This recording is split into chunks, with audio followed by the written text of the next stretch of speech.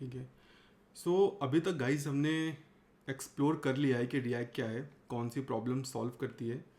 Components props हमने explore कर लिए हैं, और लास्ट डे हमने सिंपली एक कैलकुलेटर बनाना सीखा था।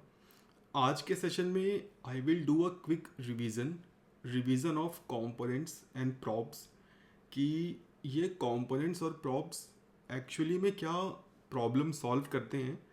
और मैं बार बार कंपोनेंट्स बोलता रहता हूँ, सो दैट हम लोग सेम लेवल पे चीज़ों को सोचें। ठीक है। After that will learn the use effect hook, और उसके बाद हम एक छोटी सी वर्ड गेसिंग एप्लीकेशन क्रिएट करेंगे। मैंने कुछ टॉपिक्स को नेक्स्ट वीक शिफ्ट कर दिया है। Use memo, use call back, provider context, use reducer, just because कि आई थिंक मैं बहुत फास्ट जा रहा हूँ और तुम लोगों को चीज़ें समझ में नहीं आ रही हैं। ठीक है। तो आज मैं दोबारा से इतना डिटेल में तो नहीं, मैं थ्योरेटिकल एक पर्सपेक्टिव बना दूंगा, सो दैट तुमको कंपोनेंट्स, प्रॉप्स, स्टेट, ये सारी चीज़ें पता चल जाएं। ठीक है, कि एक्चुअली में ये क्या करती हैं, हम क्यों बनाते हैं, क्या फ़ायदा है, सो दैट जब मैं बार बार कंपोनेंट्स, प्रॉप्स ये सब बोलूँ तो तुम चीज़ों को समझ पाओ, या कहीं पढ़ो तो तुम्हें भी आइडिया लग जाए। और सैटरडे संडे प्रैक्टिस करना कंपोनेंट्स की, क्योंकि नेक्स्ट वीक से हम और फास्ट मूव करेंगे। और अगर तुम्हें बेसिक चीज़ें क्लियर नहीं होंगी तो it would be a problem for you. और प्लीज़ मतलब प्रैक्टिस कर लेना, और जो क्वेश्चंस होंगे क्लास के पहले हम डिस्कस कर लेंगे, बिकॉज सी हम हाफ वे पे आ चुके हैं, और अभी फिर बार बार ये सारी चीज़ें रिवाइज करना टाइम वेस्ट है। ठीक है। तो this is the last time I am doing revision of components and props. ठीक है। तो आई एम एक्सपेक्टिंग कि हर किसी ने किसी ना किसी प्रोग्रामिंग लैंग्वेज में काम कर रखा है अदर देन जावास्क्रिप्ट। ठीक है, कि हर किसी को कोई ना कोई दूसरी प्रोग्रामिंग लैंग्वेज आती है, और थोड़ा बहुत HTML CSS आता है। ठीक है, क्योंकि विदाउट उसके इवन रिएक्ट में कोई कोई लाइक से बेनिफिट नहीं होने वाला। तो मैं यही चीज़ एज्यूम करके चीज़ों को रिवाइज करवाऊँगा कि तुमने पहले कभी किसी प्रोग्रामिंग लैंग्वेज में काम कर रखा है और तुमको थोड़ा बहुत HTML वगैरह आता है। ठीक है। तो उस रिवाइज करने के लिए हमें ज़्यादा कोड नहीं लिखना, मैं सिंपली इसको थोड़ा सा ऊपर स्क्रॉल कर देता हूँ। ठीक है। तो अभी हम बात करते हैं नॉर्मल सी, जावा, ऐसी लैंग्वेजेस की। जब हम वहाँ पे कोड लिखते हैं तो हम जनरली फंक्शंस बनाते हैं। ठीक है। या फिर हम क्लासेस बनाते हैं। ओके। इस तरह से वहाँ पे हम कोड लिखते हैं, और जनरली जो हम फंक्शन बनाते हैं, ये फंक्शन हमें कोई वैल्यू रिटर्न करके देता है। अब फंक्शन क्या क्या रिटर्न कर सकता है, आइदर, इसे जूम कर देते हैं, आइदर स्ट्रिंग रिटर्न कर सकता है, या नंबर रिटर्न कर सकता है, एरे रिटर्न कर सकता है, ऑब्जेक्ट रिटर्न कर सकता है। एक क्लास क्या कर सकती है, क्लास सिंपली एक लाइक से ऑब्जेक्ट हमें बना के देगी, और इस ऑब्जेक्ट का यूज़ करके हम क्लास के मेथड्स को एक्सेस कर सकते हैं। ठीक है, this is traditional programming. Okay. अब हम चलते हैं HTML में। HTML का यूज़ करके हम ब्राउज़र में यूज़र जो देख सके वो बनाते हैं। ठीक है। ये क्या है, ये मैं क्या बोल रहा हूँ, तो उसके लिए मैं सिंपली यहाँ पे JS बिन खोलता हूँ। ठीक है। और लेट्स क्लोज दिस जावास्क्रिप्ट। अभी यहाँ लेफ्ट साइड में मेरी HTML फाइल है, सभी लोग देख पा रहे होंगे। अब यहाँ पर हम डील करते हैं विजुअल एलिमेंट से। सी में क्या होता है, हम जो भी कोडिंग लिखते हैं वो कंसोल में लिखते हैं, लाइक से कोई यूज़र बटन नहीं दबाता। ठीक है। माउस का बहुत कम यूज़ होता है। सारी चीज़ें हम जनरली लाइक से, अगर मेरे पास टर्मिनल खुला है तो लेट्स ओपन इट। ओके। हम इसमें क्लियर कर देता हूँ। जनरली हम सारी चीज़ें टर्मिनल में ही इनपुट करते हैं। अगर कुछ इस इनपुट करना हुआ तो हम टर्मिनल में ही इनपुट करते हैं। विजुअल एलिमेंट्स वहाँ पे मिसिंग होते हैं। जब हम बात करते हैं वेबसाइट डेवलपमेंट की, तो हम इंटरेक्टिव एलिमेंट्स क्रिएट करते हैं यूजिंग HTML। फॉर एग्जांपल, अगर मुझे बटन बनानी है तो उसके लिए मेरे पास बटन टैग है।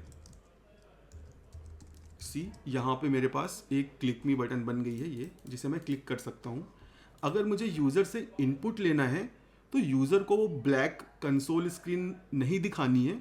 मैं सिंपली यहाँ पे input type is equal to text ऐसा करके एक टेक्स्ट फील्ड बना सकता हूँ जहाँ पे यूज़र कुछ भी लिख सकता है।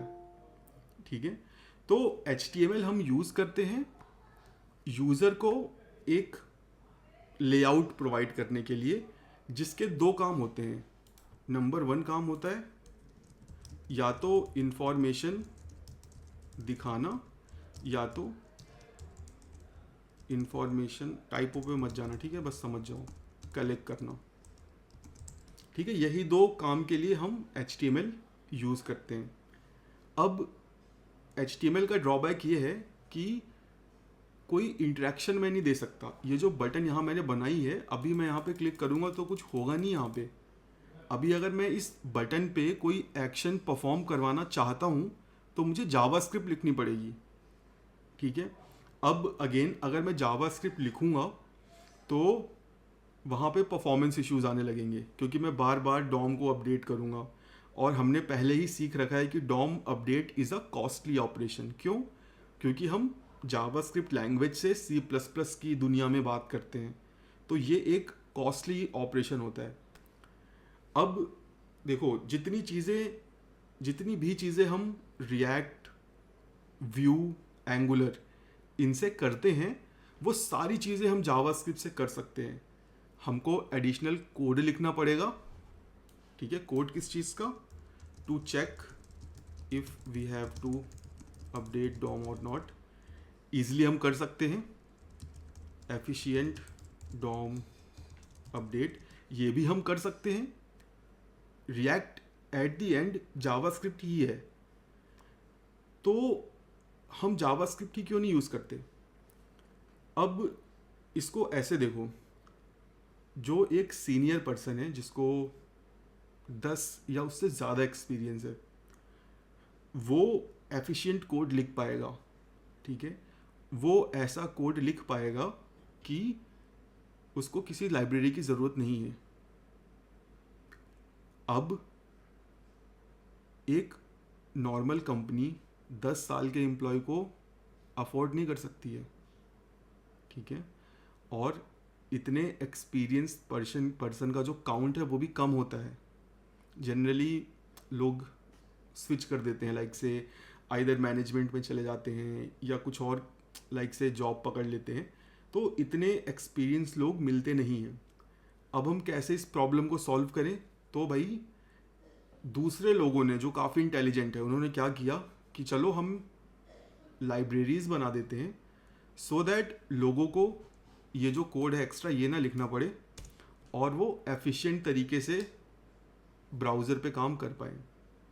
ठीक है, अब इसी रीज़न की वजह से रिएक्ट, व्यू, एंगुलर ये सारी लाइब्रेरीज आई कि हम इन लाइब्रेरीज को यूज़ करके UI एलिमेंट्स क्रिएट करें, और वो लाइब्रेरीज का काम है डॉम को अपडेट करना एफिशिएंटली। ठीक है, अब इसको मैं एक एग्जांपल से देखो समझाता हूँ। जब हम अपने घर में रहते हैं तो हम अपने इच्छाओं के या अपने मन के मालिक होते हैं। तुम्हें जैसे रहना होता है तुम रहते हो, जैसे सोना है, जैसे कपड़े पहनना है पहनते हो। बट अगर तुम किसी और के घर में जाते हो तो तुमको कुछ नियम और कायदे में रहना पड़ता है। भले ही तुम कितने ही क्लोज हो, तुम्हें एक लाइक से सर्टेन लेवल ऑफ डिग्निटी बना के रखनी पड़ती है। Same goes with these different libraries. जब तुम जावास्क्रिप्ट में काम करते हो, you are free to do anything.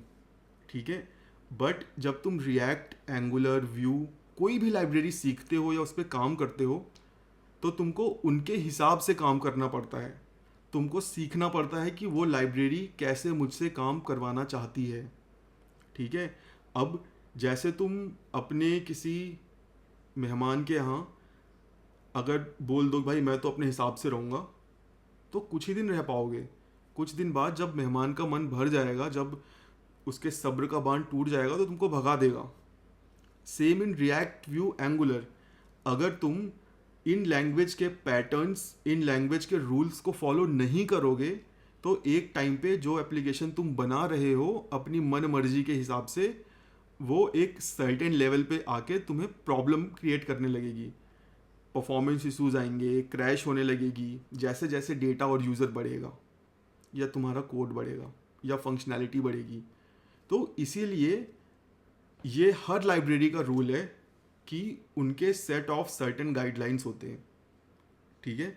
अगर तुम रिएक्ट पे काम करोगे तो तुम्हें रिएक्ट के तरीके से सोचना सीखना पड़ेगा, रिएक्ट के तरीके से कोड लिखना पड़ेगा। तुम रिएक्ट में मन मर्जी जावास्क्रिप्ट लिख लो, ठीक है, बट अगेन ये बात तुमको ध्यान रखनी है कि किसी ना किसी मोमेंट पे तुम फंसोगे, ठीक है। तो अब बात करते हैं कि वो क्या रूल्स हैं। तो रूल्स सिंपल, बहुत ही सिंपल रूल्स है, बट कुछ ज़्यादा ही रूल्स हैं। अब वो रूल्स क्या हैं जो हमें फॉलो करने हैं। रिएक्ट में बहुत ही सारे रूल्स हैं जो अपने को फॉलो करने हैं, बट क्या एक टाइम पे अपने को सारे रूल्स फॉलो करने हैं? नहीं, तुम्हें धीरे धीरे करके सारे रूल्स को सीखना है, ठीक है।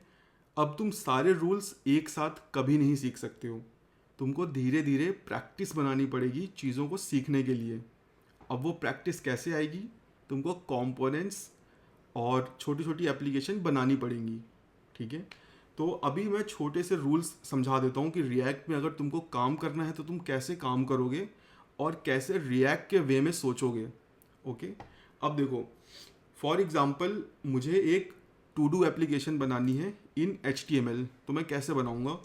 टू डू एप्लीकेशन में सबसे ज़रूरी चीज़ होती है एक text field, input type is equal to text, placeholder is equal to do, enter your to do, ठीक है। सी, मैंने एक टू डू बना दिया।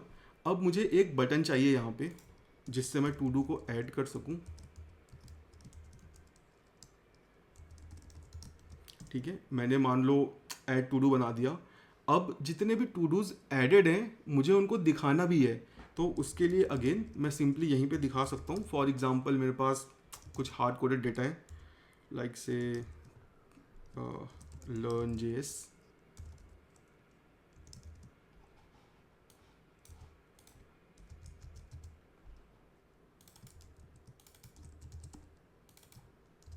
ठीक है। मेरे पास इतने टू डू आइटम्स हैं। HTML में अगर मुझे बनाना हो तो मैं ऐसे बनाऊंगा। अब बात करते हैं रिएक्ट की। तो रिएक्ट बोलता है भाई अगर तुम्हें मेरे अंदर काम करना है रिएक्ट में, तो तुम्हें कंपोनेंट लेवल पे सोचना पड़ेगा। अब ये कंपोनेंट क्या चीज़ है? एक UI element, that is a component. अब कैसा UI एलिमेंट? वो UI एलिमेंट कुछ भी हो सकता है, ठीक है। तुम एक कंपोनेंट क्रिएट कर सकते हो simply for this paragraph tag. एक तुम कंपोनेंट क्रिएट कर सकते हो इस पूरे डेटा के लिए।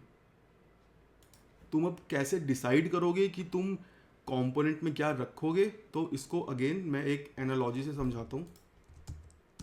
उसके लिए हम यहाँ चलते हैं ड्राइंग में, ठीक है, और हम एक फैमिली ट्री से समझते हैं, ठीक है। फॉर एग्जांपल यहाँ पे एक पेरेंट है या ग्रैंड पेरेंट मान लेते हैं, ठीक है। अभी इस ग्रैंड पेरेंट का जो किड होगा, इसको हम नाम दे देते हैं पेरेंट, ठीक है, और इस पेरेंट के हम चिल्ड्रन बना देते हैं।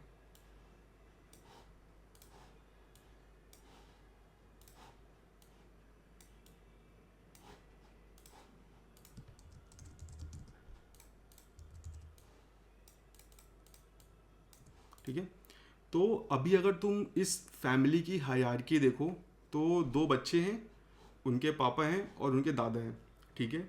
अब इस पूरी फैमिली ट्री में सबसे पहले कौन आया होगा? ये ग्रैंड पेरेंट आया होगा। इस ग्रैंड पेरेंट की जो कैरेक्टरिस्टिक्स हैं, जो डीएनए है, वो पास हुआ पेरेंट में, ठीक है, और पेरेंट से पास हुआ चाइल्ड में। यहाँ पे जो डेटा का फ्लो है वो टॉप टू डाउन है, ठीक है। डेटा का फ्लो कभी नीचे से ऊपर नहीं हो सकता। ओके, तुम्हारे अंदर तुम्हारे बेटे के डीएनए नहीं आ सकते, तुम्हारे बेटे के अंदर तुम्हारे डीएनए आएंगे, ठीक है। तो तुम ऐसे सोचो कि यहाँ पे जितने इंडिविजुअल हैं, ग्रैंड पेरेंट, पेरेंट, चाइल्ड, ये अपने आप में कंपोनेंट्स हैं, ठीक है। हर कंपोनेंट का अपना खुद का दिमाग होता है, हर कंपोनेंट अपने बारे में खुद सोच सकते हैं उनको क्या करना है, ठीक है। रिएक्ट की दुनिया में हर कंपोनेंट के पास अपने खुद के स्टेट होता है, अपने खुद का लाइक से स्टेट हो सकता है, अपना खुद का लॉजिक होता है। एक कंपोनेंट अपने पास उसको जो जो चीज़ें चाहिए वो रख सकता है, और हर कंपोनेंट के पास उनका खुद का स्टेट होता है। अगर तुम्हारे पास 10 कंपोनेंट है तो तुम 10 कंपोनेंट के अलग अलग स्टेट बना सकते हो। ऐसा ज़रूरी नहीं है कि एक कंपोनेंट तुमने बनाया है और उसी में तुम स्टेट बनाओ। हर कंपोनेंट के पास उसका खुद का स्टेट होता है, ठीक है। अब तुम स्टेट की वैल्यू को आपस में शेयर कर सकते हो वाया प्रॉप्स, ठीक है। प्रॉप्स क्या है? Props are just arguments. जिस तरह से हम नॉर्मल ट्रेडिशनल प्रोग्रामिंग में फंक्शंस में आर्ग्यूमेंट्स पास करते हैं, उसी तरह से रिएक्ट में एक कंपोनेंट से दूसरे कंपोनेंट्स में हम जो आर्ग्यूमेंट्स पास करते हैं उसको हम प्रॉप्स बोलते हैं, ठीक है। तो तुम एक कंपोनेंट से दूसरे कंपोनेंट में कोई सी भी चीज़ पास कर सकते हो, वेरिएबल, फंक्शन, कुछ भी, ठीक है। ये तुमको ध्यान रखना है। और हर कंपोनेंट खुद में इंटेलिजेंट होता है, हर कंपोनेंट का खुद का स्टेट हो सकता है, और सारे कंपोनेंट्स आपस में मिलके एक बड़ी एप्लीकेशन बनाते हैं। ये जो मैंने यहाँ पे ग्रैंड पेरेंट, पेरेंट, चाइल्ड बनाया है, अगर ये आपस में मिल जाएं तो एक फैमिली बन जाएगी, ठीक है। तो जब भी तुम रिएक्ट पे काम करोगे, तुमको कंपोनेंट लेवल पे सोचना है कि तुम उस एप्लीकेशन को कितने छोटे छोटे हिस्सों में तोड़ोगे। हर छोटा हिस्सा एक यूआई का पार्ट होगा, ठीक है। फॉर एग्जांपल यहाँ पे तुम्हें ये कलर पैलेट दिख रहा है, अगर मैं इसका स्क्रीनशॉट ले लूँ और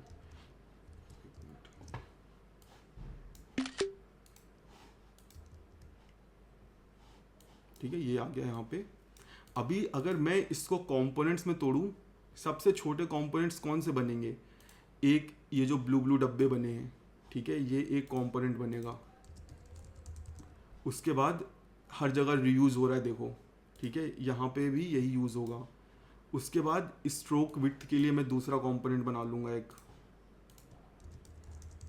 ठीक है, ये भी सेम यूज़ हो जाएगा। आइकन दूसरा पास हो जाएगा, ये भी दूसरा लाइक से भी सेम हो जाएगा। इसमें भी मैं आइकन पास करके यूज़ कर लूँगा, इसमें भी यूज़ कर लूँगा। और जो नेक्स्ट कंपोनेंट बनेगा वो बनेगा मेरा ये कंपोनेंट, और एक मेरा कंपोनेंट बनेगा टेक्स्ट कंपोनेंट। और ये कंपोनेंट एट द एंड क्या रिटर्न करते हैं? एक JSX जो कि वैलिड HTML होता है, ठीक है। कंपोनेंट,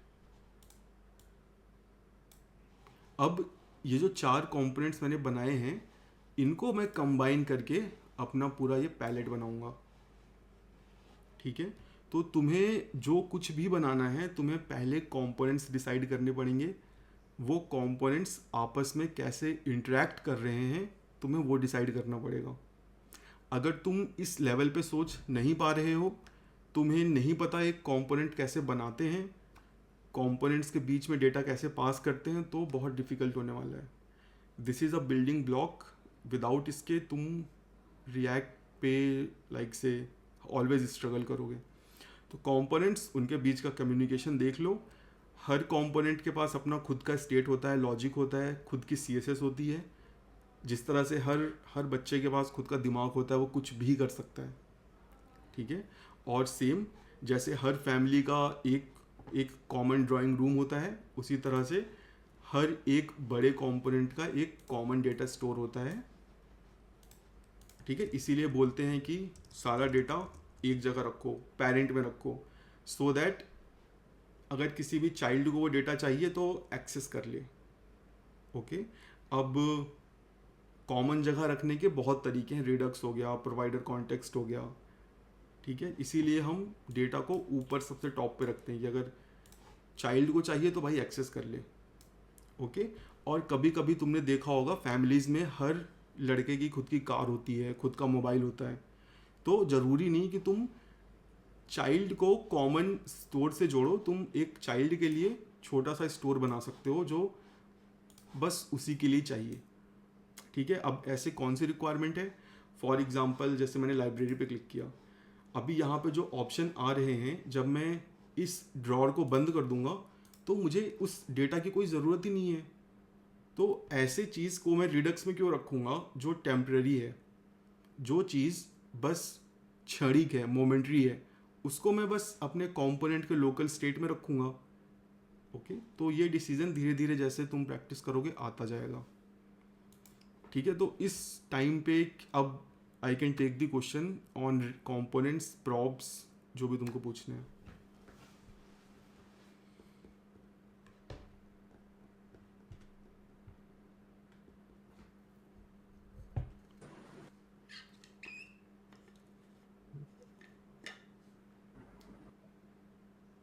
सर ये चाइल्ड जो होता है हमारा कंपोनेंट, चाइल्ड कंपोनेंट, उसका ये लोकल स्टेट समझ नहीं आया सर।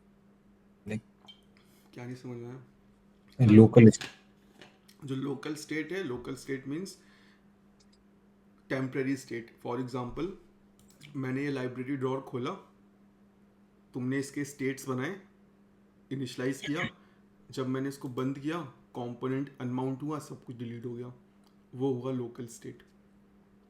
ग्लोबल स्टेट होता जब मैंने इसको खोला, तुमने सारी इन्फॉर्मेशन को रिडक्स में या पेरेंट में डाल दिया, और इसको जब मैंने बंद कर दिया वो इन्फॉर्मेशन अब भी है। Local state is same sir, वो जो यूज स्टेट यूज करते हैं वही वाला क्या? हाँ, यस। ओके। सर आपने जो डिसीजन लिया ना कि ये चाइल्ड वन के लिए एक डेटा स्टोर बना लेंगे, हम्म। इसके लिए स्पेशल, तो ये डिसीजन मतलब एक बार आप बता सकते हैं कि डिसीजन कैसे आपने लिया, क्यों डिसीजन मतलब? डिसीजन तुम सिनेरियो बेस पे लोगे, ठीक है। ऐसी कोई चीज़ जो तुम्हें बस कुछ टाइम के लिए चाहिए, ओके। अब वो चीज़ कुछ भी हो सकती है। कैसी चीज़? जैसे कि मैंने शेयर पे क्लिक किया, अभी यहाँ पे दो ऑप्शन आ रहे हैं, ठीक है, स्टार्ट सेशन और export to link. Let's click on export to link. मेरे पास ये लिंक आ गया, ठीक है, शेयरेबल लिंक। अभी मैं इसको बंद कर देता हूँ, अभी मैं दोबारा शेयर पे क्लिक करता हूँ, क्या मेरे पास दोबारा वो लिंक आया? अगर मुझे वो नहीं सर। दोबारा लिंक चाहिए तो दोबारा क्लिक करना पड़ेगा। तो हम्म। इन्होंने इस चीज़ को लोकल स्टेट में रखा हुआ है, ये जो कंपोनेंट बना है उसके यूज स्टेट में रखा हुआ है, ठीक है। जब मैं बंद कर रहा हूँ तो चला जा रहा है, अभी मैं फिर से क्लिक करूँगा, फिर से मुझे क्लिक करना पड़ेगा। तो ऐसी इंफॉर्मेशन जो तुमको हमेशा नहीं चाहिए, ऐसी इंफॉर्मेशन जो तुमको तब चाहिए जब उसकी ज़रूरत हो। ऐसा इंफॉर्मेशन जो टेम्परेरी हो। हाँ, जो राइट। टेम्परेरी हो, और जो तुम्हें उस पर्टिकुलर यूआई के हाइड हो जाने के बाद नहीं चाहिए, उसको तुम रिडक्स में रखने की बजाय उस कंपोनेंट के पास ही रखोगे। अब यूज़ इफ़ेक्ट समझने से पहले हमें ये पता होना चाहिए कि एक कंपोनेंट काम कैसे करता है, वो यूआई पे कैसे दिखता है, ठीक है। तो उसके लिए पहले मुझे छोटा सा एक कंपोनेंट बनाना पड़ेगा, function message return h1 hello.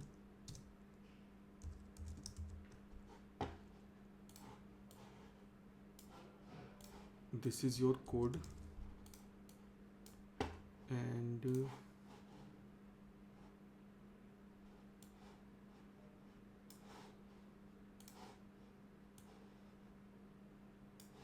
this is your browser तो अब ये कोड इस ब्राउज़र तक कैसे पहुंचेगा? सीरीज ऑफ स्टेप्स होंगे। सबसे पहले तुमने ये जो कंपोनेंट क्रिएट किया है ये कन्वर्ट होगा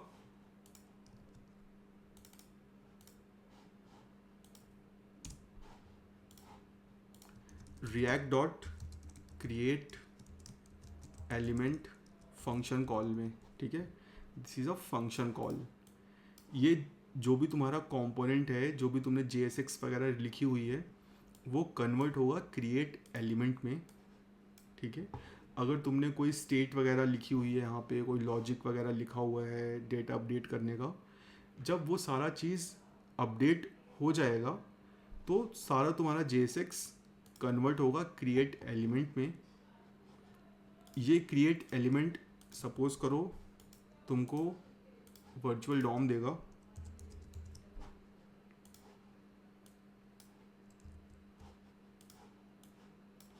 और ये वर्चुअल डॉम ब्राउज़र में रिएक्ट ड्रॉ कर देगा। ये ब्राउज़र में ड्रॉ हो गया। ये कुछ सीरीज़ ऑफ स्टेप्स हैं जो होते हैं तुम्हारे कंपोनेंट को कोड से लेके ब्राउज़र तक दिखाने में। अब ये बहुत ही स्ट्रेट फॉरवर्ड स्टेप है। अब मान लो कि तुम्हें कुछ रिक्वायरमेंट आ जाती है कि जब डेटा UI पे दिख जाए तो तुमको कुछ करना है, तुमको कुछ काम करना है। तुम कैसे काम करोगे? फॉर एग्ज़ाम्पल मैंने UI पे हेलो दिखा दिया, ठीक है। अब एक रिक्वायरमेंट है कि जैसे ही UI पे हेलो दिख जाए तुमको सर्वर से डेटा लेके आना है। ये काम कैसे करोगे?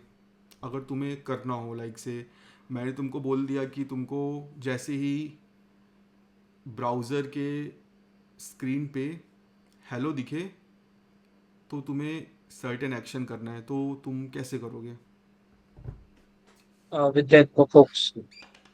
फॉर एग्जांपल हुक्स वगैरह कुछ नहीं है, जावास्क्रिप्ट है, ठीक है। रिएक्ट वगैरह कुछ नहीं है, तुम्हें रिएक्ट नहीं आती है, तुम बस HTML और So जावास्क्रिप्ट I पे काम कर think रहे हो। उसमें on page load ऐसा कुछ रहता है, event restaurant. ठीक है, वन ऑन पेज लोड मेरे को इज पूरा एग्जैक्ट नाम नहीं पता, हाँ बट हाँ कोई नहीं आई थिंक ऐसा. This is acceptable. This is one solution, okay. Now the problem is what if you are showing the content on press of a button, तब तो ऑन लोड कॉल नहीं होगा। ऑन लोड तो एक ही बार call होगा ना, जब तुम्हारा पेज लोड होगा, राइट. राइट। अभी पेज लोड हो जाने के बाद मैं बटन के क्लिक पे कुछ करना चाहता हूँ, लाइक से बटन के क्लिक पे मैंने हेलो दिखाया। अब कैसे चेक करोगे तुम कि दिख गया है? ठीक है, देखो कई सारे तरीके हैं। मैं एक सेट इंटरवल लगा सकता हूँ। गाइस प्लीज़ म्यूट कर दो यार, ठीक है। मैं सेट इंटरवल लगा सकता हूँ। मैं हर 1 सेकंड में चेक कर सकता हूँ कि क्या स्क्रीन पे कुछ दिख रहा है। अगर कुछ दिख रहा है तो मैं API कॉल से डेटा ले आऊँगा। अभी अगर सेट इंटरवल नहीं लगाना तो मैं टाइम आउट लगा सकता हूँ कि भाई चलो ठीक है, बटन पे मैंने क्लिक किया है तो 10 सेकंड बाद तो कुछ ना कुछ दिख ही जाएगा, ठीक है। तो मैं सेट इंटरवल लगा दूंगा। ये काम हम करते हैं जावास्क्रिप्ट में, जब हम कभी जावास्क्रिप्ट में काम करते हैं, ओके। अब रिएक्ट में अगर मुझे ये काम करना है, रिएक्ट के अपने कुछ रूल्स हैं जो अपने को फॉलो करने पड़ेंगे। रिएक्ट क्या बोलता है कि भाई मैंने तुमको एक कंपोनेंट दिया है, जब जब ये कंपोनेंट UI पर दिख जाएगा, दिखने के बाद अगर तुमको कुछ काम करना है तो मैं तुम्हें कुछ फंक्शन दे रहा हूँ, उन फंक्शन का यूज़ करके तुम्हें जो काम करना है कर लो, ठीक है।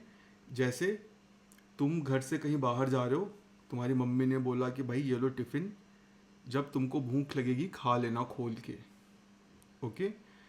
अब क्या बस उस टिफ़िन में खाना ही होता है? क्या पता तुम्हारी मम्मी ने तुम्हारे लिए पैसे भी रखे हों, ठीक है। उसी तरह से जैसे रिएक्ट ने तुमको बोला कि भाई ये फंक्शन है, इसको तुम जब यूआई पर चीज़ दिख जाएगी तब यूज़ कर लेना, ये one of the use case है। इसके अलावा भी हम उस फंक्शन को और चीज़ों के लिए यूज़ कर सकते हैं। ठीक है, अब वो फंक्शन क्या है? वो फंक्शन है यूज़ इफेक्ट। ठीक है, यूज़ इफेक्ट सिंपली एक फंक्शन है।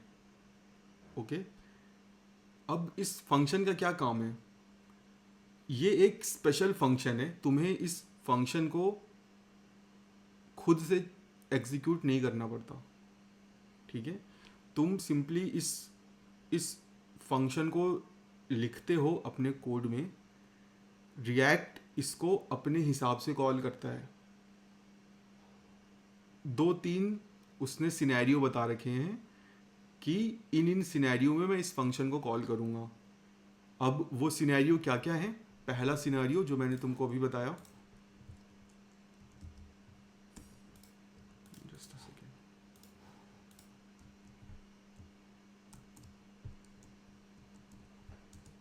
First scenario, once component is shown in UI, I will call use effect। ये रिएक्ट बोलता है once component is shown in UI, I will call use effect। जो भी use effect के अंदर तुमने कोड लिखा होगा वो एग्जीक्यूट हो जाएगा। This is one scenario. What is the second scenario? अब रिक्वायरमेंट आती है कि चलो ठीक है, यूआई तो चलो ठीक था, मैंने कुछ स्टेट वेरिएबल्स बना रखे हैं, ओके, या कुछ प्रॉप्स हैं। मैं चाहता हूँ कि जब ये स्टेट वेरिएबल्स या ये प्रॉप्स चेंज हो मुझे पता चल जाए और मैं कुछ करना चाहता हूँ। अब तुम सोचोगे यार स्टेट तो मैं ही चेंज कर रहा हूँ, मुझे तो पता ही होगा कि ये चेंज हो रही है। माइट बी तुम कोई लाइब्रेरी यूज़ कर रहे हो या तुमने स्टेट किसी चिल्ड्रन वगैरह में पास की है और तुम्हें नहीं पता कि ये वेरिएबल कब चेंज होगा, बट तुम ये श्योर हो कि जब ये वेरिएबल चेंज होगा मुझे कुछ कुछ करना है। तो तुम यूज़ इफेक्ट का यूज़ करके एक फंक्शन शेड्यूल कर सकते हो। ठीक है, like you can run some code when a variable data changes. ठीक है, यूज़ इफेक्ट के बस ये 2 यूज़ केस है। अगर तुम्हें यूआई पर डेटा दिखने के बाद कोई भी काम करना है तब तुम यूज़ इफेक्ट यूज़ करोगे। अगर तुम्हें किसी स्पेसिफिक वेरिएबल के चेंज पे कोई फंक्शन एग्जीक्यूट करना है, कोई कोड एग्जीक्यूट करना है, तो तुम यूज़ इफेक्ट यूज़ करोगे। ठीक है, ये 2 इसके प्राइमरली यूज़ केस हैं। इसमें किसी को कुछ डिस्कस करना है, कुछ पूछना है?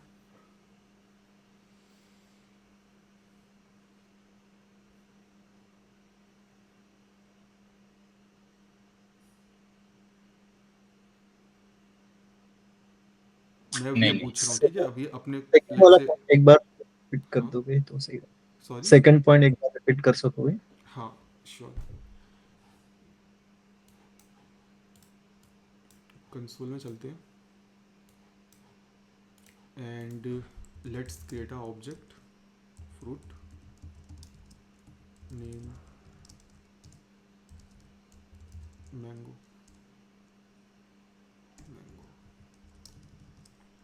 और एक मैं फंक्शन बनाता हूँ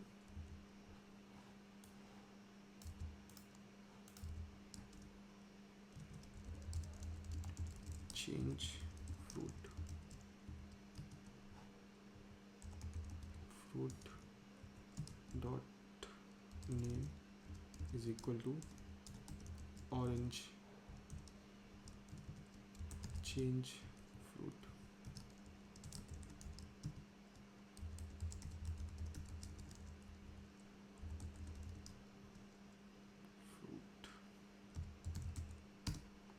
ये कोड क्लियर है सबको कि मैं क्या कर रहा हूँ यहाँ पे? यस। ठीक है। अब एक रिक्वायरमेंट है, जब भी मैं फ्रूट का नाम चेंज करूँ, मैं चाहता हूँ कि मैं ट्रैक करूँ। ठीक है, मुझे हर फ्रूट नेम पे कुछ कुछ ट्रैक करना है। लाइक से मैं चाहता हूँ कि ये मेरी एप्लीकेशन है, यूज़र यूज़ कर रहा है, और जब जब वो फ्रूट का नाम चेंज करे, मैं अपने पास वो इन्फॉर्मेशन रखना चाहता हूँ कि भाई इस बंदे ने ये फ्रूट का नाम चेंज किया है। ठीक है, अब मैं कैसे कर सकता हूँ? मुझे अब ये फंक्शनैलिटी इम्प्लीमेंट करनी पड़ेगी। कैसे? जो सबसे इजी वे है मैं वो बताता हूँ। हर ऑब्जेक्ट के पास एक गेटर और सेटर फंक्शन होते हैं। ठीक है, अब ये गेटर सेटर फंक्शन क्या है? जो भी तुम की बनाते हो, ये की नेम यहाँ पे क्या है? नेम। ठीक है, तो अगर मैं इसी नेम से कोई फंक्शन बनाऊं, तो मुझे एक स्पेशल पावर मिल जाएगी, और वो पावर है कि जब भी मैं, देखो ऐसे ऐसे करता हूँ, मैं करके दिखाता हूँ, फिर थ्योरी में बताऊंगा। फॉर एग्जाम्पल, मैं यहाँ पे एक फंक्शन बना लेता हूँ सेट नेम, और ये फंक्शन होगा। ठीक है, और यहाँ पे एक वैल्यू आएगी। मैं क्या करूँगा, दिस, या तुम्हारे दिस विस में नहीं जाता हूँ मैं, सिंपल यहाँ पे fruit dot name is equal to value कर देता हूँ, और console dot log fruit name change to well. ठीक है, और जब भी मैं फ्रूट का नाम चेंज करूँगा, इसको मैं ऊपर कर देता हूँ थोड़ा। ठीक है, जब भी मैं फ्रूट का नाम चेंज करूँगा, तो मैं ऐसे नहीं करूँगा, अब मैं ऐसे करूँगा, fruit dot set name orange, enter करते हैं, fruit name change to orange, orange. ठीक है, अब यहाँ पे जब जैसे ही फ्रूट का नाम चेंज हो रहा है, मुझे पता चल जा रहा है, बट ये तरीका उतना इंट्यूटिव नहीं है। क्यों?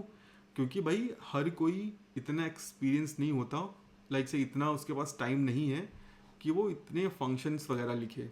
ठीक है, तो इसके लिए जावास्क्रिप्ट ने अपने को शॉर्टकट तरीका दिया है, जिसको हम बोलते हैं गेटर और सेटर फंक्शन। यहाँ पे मुझे एडिशनली फंक्शन कॉल करना पड़ रहा है। ठीक है, जो कि देखने में उतना अच्छा नहीं लग रहा है। तो मैं क्या कर सकता हूँ, instead of this set name, मैं यहाँ पे सेट एक प्रीडिफाइंड कीवर्ड आता है। ठीक है, प्रीडिफाइंड कीवर्ड है ये, यहाँ पर सिंपली मैं ऐसे कर दूंगा सेट नेम। यहाँ पर मैंने एक सेटर फंक्शन बना दिया है। This is just alternative of this. अगर मैं एक फंक्शन नहीं बनाना चाहता हूँ, तो मैं करूँगा सेट नेम। इसका क्या फ़ायदा है? इसका ये फ़ायदा है कि मुझे इसको कॉल नहीं करना पड़ेगा। जैसे ही मैं नेम प्रॉपर्टी को सेट करने की कोशिश करूँगा, ये फंक्शन कॉल होगा। ठीक है, और मेरा ये कंसोल डॉट लॉग, कहाँ पे दिक्कत आ गई हुई, एक मिनट यार, इस लेटर का सिंटैक्स गलत है क्या? सेट, तो आएगा अगर सॉरी, कुछ मिस कर रहा हूँ। तो अभी देखो, इसको मैं ऐसे करता हूँ, और अभी मैं यहाँ पे कुछ भी वो कर सकता हूँ, लाइक से कंसोल वगैरह, कंसोल डॉट लॉग हेलो। ठीक है,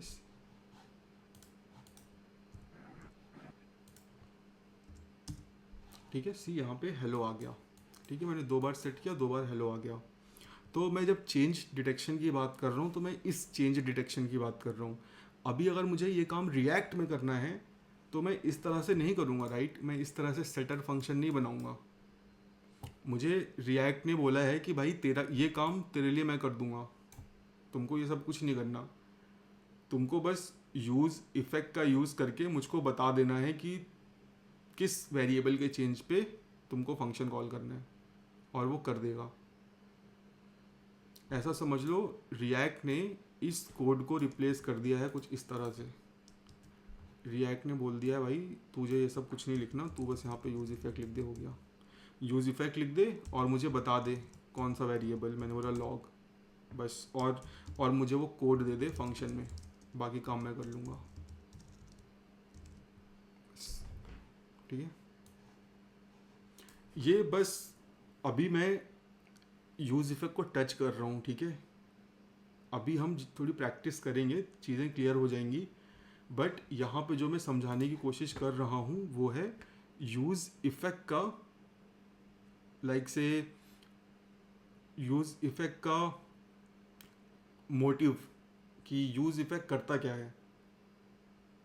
यूज़ इफेक्ट सिंपली एक फंक्शन है जो हम यूज़ करते हैं अपने कोड को एग्जीक्यूट करने के लिए दो स्पेसिफिक सिनेरियो में। नंबर 1, यूआई पे कुछ दिख गया है, अब मुझे कुछ करना है।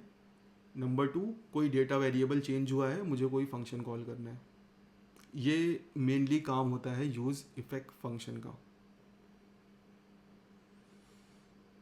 ये चीज़ बताओ, अब कोई डाउट या अभी समझ नहीं आया? ये काफी इंसाइट था। हम्म, जो बताया ये जो फंक्शन था जो हमने देखा, जो जावास्क्रिप्ट में सेट नेम, उसको जावास्क्रिप्ट में नाम क्या है गेटर सेटर इसको? फंक्शन।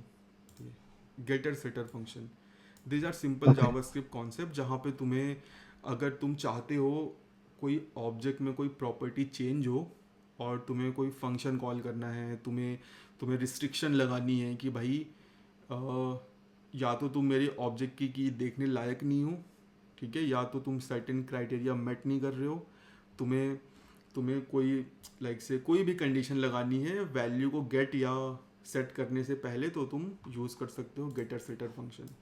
ठीक है, these are not the only way to do this. अभी एक प्रॉक्सी ऑब्जेक्ट का कॉन्सेप्ट है, ठीक है, वो भी सेम यही काम करता है। तो there are many ways to achieve this thing. Okay, तो you can explore about it. Thanks. ठीक है, तो गाइज अगेन इन दोनों चीज़ों में, बस इन दोनों चीज़ों में अगर किसी को कुछ समझ में नहीं आया तो बताओ।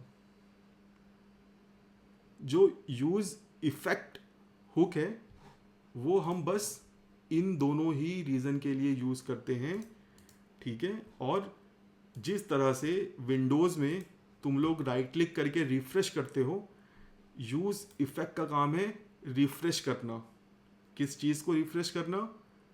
माइट भी तुम्हारे यूआई को, माइट भी तुम्हारे डेटा को। और कब रिफ्रेश करना? जब कोई डेटा चेंज हो या ऑन सर्टेन कंडीशन। अगर मैं एक राइट वर्ड या एक सिनोनिम बताऊं यूज़ इफेक्ट का, तो वो है synchronisation.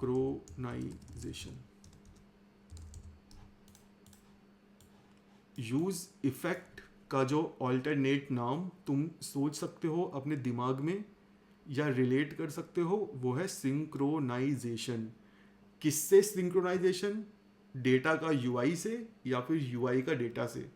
That's it. For example some data change हुआ, now you want to do something, you want to update something, you want to make API call, you want to do like say anything, use effect is your friend। ठीक है, अब जैसे जैसे हम code लिखेंगे वैसे वैसे विल सी। तो एक दो एग्जांपल बता देता हूँ यूज इफेक्ट का। Let's see,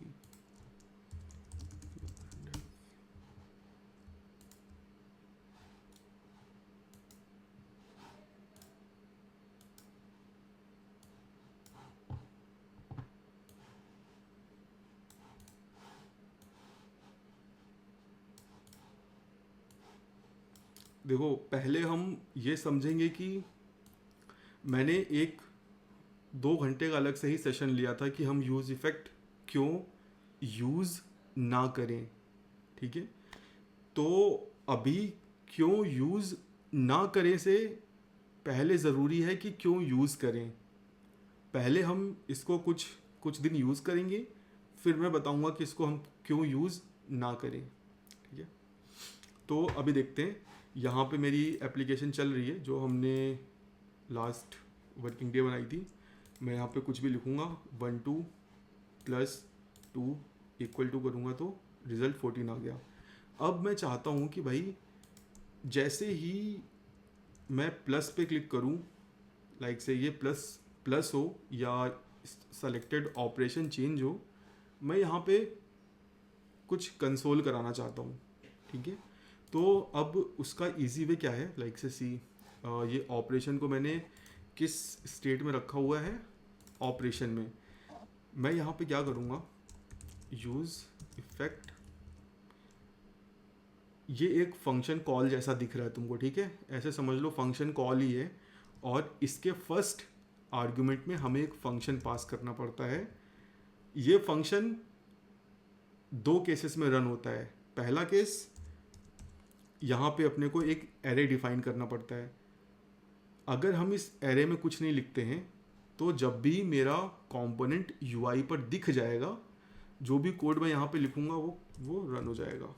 console.log component is displayed in UI.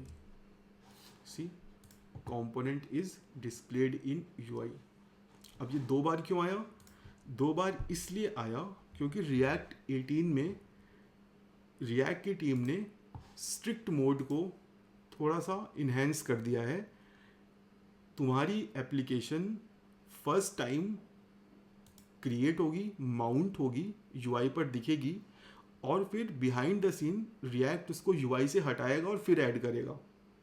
ऐसा रिएक्ट क्यों करता है? ताकि अगर कोई बग वग हो तुम्हारे कोड में तो पहले ही पता चल जाए। फॉर एग्जांपल, अगर तुमने एक्सेस एपीआई कॉल्स लगा रखी हैं या तुम कोई कॉस्टलियर लूप रन कर रहे हो तो तुम्हें डेवलपमेंट टाइम में ही पता चल जाए। ऐसे समझ लो रिएक्ट तुम्हारी एप्लीकेशन को 2 बार यूआई पे दिखाता है। अभी अगर तुमको ये बिहेवियर नहीं चाहिए तो तुम यहाँ से स्ट्रिक्ट मोड हटा सकते हो। अगर मैं यहाँ से हटा दूंगा तो अभी तुम देखोगे एक ही बार आया है, ठीक है। बट जनरली इसको रखना, इससे तुम्हें डेवलपमेंट मोड में और बेनिफिट मिलेंगे जो हम धीरे धीरे एक्सप्लोर करेंगे, ठीक है। तो अभी राहुल, ये खाली डेवलपमेंट एनवायरनमेंट में ही वर्क करेगा, मतलब हाँ प्रोडक्शन यस, नो प्रोडक्शन में नहीं वर्क करेगा। This is only for dev mode, ठीक है। जब तुम ओके जब तुम डेवलपमेंट मोड में हो तभी काम करेगा। सो बेसिकली ये मेरे साथ हो रहा था, मैं एपीआई कॉल करता हूँ, मेरी ट्वाइस कॉल होती थी एपीआई। ओके, सो ये बस मैं ये समझ नहीं हाँ, पा रहा था। अच्छा, तो अभी क्लियर हो गया होगा तुमको। मैं ट्राई करूंगा इसको हटा के हाँ एक इसको बार। हटा देना तुम। ये रिएक्ट 18 में ये उन्होंने थोड़ा सा ऐड किया है। इसके पीछे बहुत बड़ी कहानी है। वो अपना कुछ एक साइलेंट फीचर वगैरह टेस्ट कर रहे हैं, मतलब they are trying to bring some big changes, और उस बिग चेंज के लिए वो लोग ये टेस्टिंग कर रहे हैं, बट वो बता नहीं रहे हैं। उन्होंने बस ये बोला है कि हम बस देखना चाहते हैं जब कंपोनेंट यूआई से हटे और फिर ऐड हो तो क्या लाइक से क्या दिक्कत आती है या क्या क्या प्रॉब्लम्स आ सकती हैं। तो ये उन्होंने एज अ टेस्टिंग के लिए छोड़ रखा है। तो अगर तुमको 2 बार नहीं चाहिए तो तुम इसको यहाँ से हटा सकते हो। Nice. तो अभी चलते हैं कैलकुलेटर में। अभी देखो, अभी अगर मैं चाहता हूँ कि ऑपरेशन चेंज पे जो भी मैंने function as a callback pass किया ये कॉल हो, तो मुझे इस डिपेंडेंसी एरे में, ये जो एरे मैंने पास किया है इसको रिएक्ट ने नाम दिया है dependency array. Dependency array, dependency array का क्या काम है? जब जब इस एरे में स्पेसिफाई की गई वैल्यू चेंज होगी ये कॉल बैक फंक्शन रन होगा। अभी मैंने यहाँ पे डाल दिया है ऑपरेशन, ठीक है, और यहाँ पे मैं कर देता हूँ ऑपरेशन चेंजेस ही कर देते हैं, ठीक है। सी कंसोल में देखो, ठीक है, जब जब कोई वेरिएबल चेंज हो रहा है मेरा ये कॉल हो रहा है। अब क्या ये स्टेट वेरिएबल के ही चेंज डिटेक्ट करता है? Let's find out. मैं यहाँ पे एक नॉर्मल वेरिएबल बनाता हूँ, let x is equal to 9, और इस x को मैं डाल देता हूँ यहाँ पे, और x को मैं चेंज करता हूँ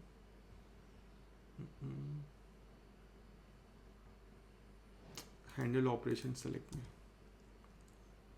x plus plus, okay, and x plus plus को हम दिखा भी देते हैं रिजल्ट के बगल में, सो दैट अपने को पता चले, बट यहाँ पे दिखेगा नहीं। सी, क्या मेरा यूज इफेक्ट कॉल हो रहा है? बताओ गाइस। मैं कंसोल लगा देता हूँ सो दैट तुमको पता चले कि एक्स चेंज हो रहा है।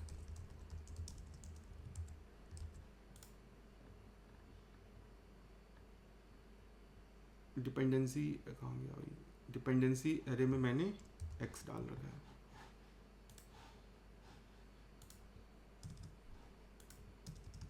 ठीक है, सिर्फ इतना पीस ऑफ कोड देखो, ठीक है, एक्स को डाल रखा है, और जब मैं यहाँ पे क्लिक कर रहा हूँ तो कंसोल में तुम्हें दिख रहा होगा क्या कोड लिखा है यार।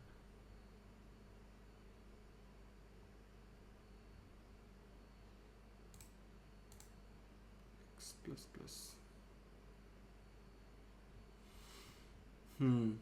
ठीक है, तो ये कॉल नहीं हो रहा, एक्स की वैल्यू भी नहीं बढ़ रही है। अब मुझे तो समझ में नहीं आ रहा है, क्या कोई मुझे समझा सकता है ये बिहेवियर क्यों हो रहा है? मेरी एक्स की वैल्यू हमेशा 10 क्यों रह रही है और मेरा यूज इफेक्ट क्यों नहीं कॉल हो रहा?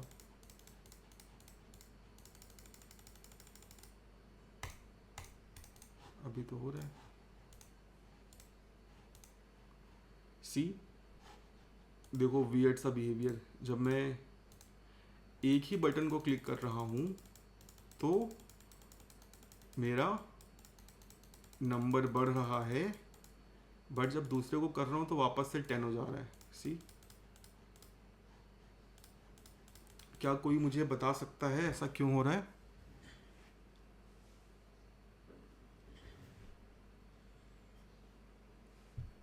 कमॉन, अगर इसको बता दिया तो मैं मान जाऊंगा कि तुम लोगों को समझ में आ रहा है।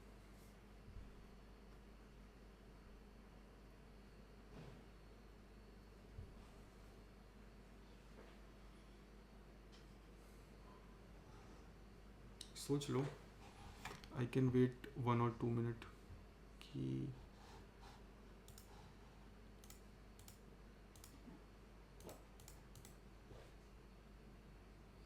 ठीक है, मैं बता देता हूँ।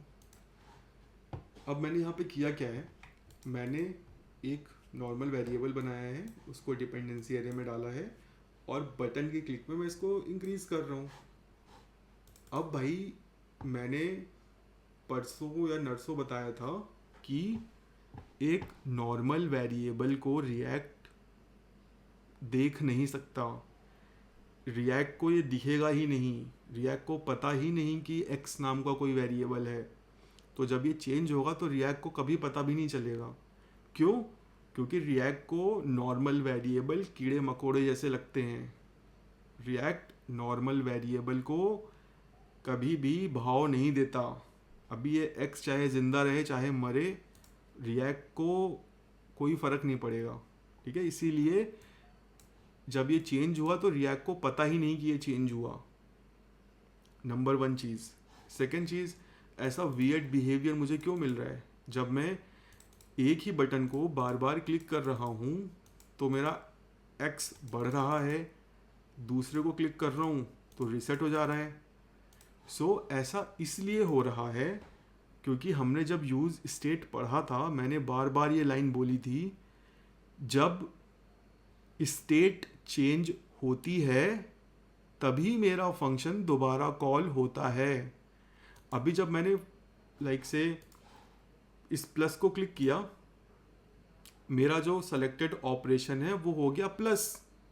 अब जब मैं दोबारा क्लिक करूँगा तो मेरा सेलेक्टेड ऑपरेशन प्लस ही है। रिएक्ट यूज़ स्टेट को कॉल नहीं करेगा, मेरा फंक्शन दोबारा कॉल नहीं होगा, एक्स की वैल्यू बढ़ती रहेगी। जब मैं माइनस में क्लिक करूँगा, सेलेक्टेड ऑपरेशन चेंज होगा, यूज़ स्टेट कॉल होगा। यूज़ स्टेट कॉल होने के बाद क्या होता है? मेरा फंक्शन दोबारा कॉल होता है। जब फंक्शन दोबारा कॉल होगा क्या होगा?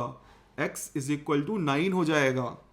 अभी मैं यहाँ पे क्लिक करूँगा, लाइक से ये प्रीवियस जो लाइक से प्रीवियस वैल्यू यहाँ पे आई है, अभी मैं जब मैं दोबारा क्लिक करूँगा तो सी 10, यहाँ पे 10 हो गया। ठीक है, तो इस वजह से जब मैं अलग अलग बटन पे क्लिक करता हूँ, मेरी जो x की वैल्यू है वो 10 ही रहती है, बट जब मैं सेम ऑपरेशन पे बार बार क्लिक करता हूँ तो वो बढ़ने लगती है। ठीक है, तो अगेन सारी चीज़ें आपस में इंटरकनेक्टेड हैं, बिना एक चीज़ को समझे अगली चीज़ समझ में नहीं आएगी। ठीक है, तो इसमें कुछ डिस्कस करना है यूज इफेक्ट में।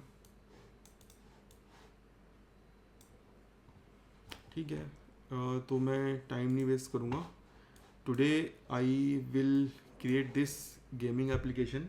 ठीक है, बेसिकली एक वर्ड गेसिंग गेम है जहाँ पर अपने को नीचे एक कीबोर्ड बनाना है, नेक्स्ट और प्रीवियस की 2 बटन्स हैं, और यहाँ पर बेस्ड ऑन जो मेरा आंसर है मुझे कुछ फिल इन दी ब्लैंक्स और कुछ लाइक से हिंट्स यूज़र को शो करने हैं, और फिर यूज़र आइदर बाय टाइपिंग और यहाँ पे सेलेक्ट करके बटन से यहाँ पे कुछ लिख सकता है। अगर वो सही हुआ तो स्कोर मेरा बढ़ जाएगा, अदरवाइज 0 ही रहेगा। Pretty much straight forward. ठीक है, तो इसका मैं स्क्रीनशॉट ले लेता हूँ। सबसे पहले हम कंपोनेंट्स डिसाइड करेंगे कि हम क्या क्या कंपोनेंट्स बनाएंगे। तो बताओ क्या क्या बनाऊँ? बटन, नेक्स्ट और प्रीवियस,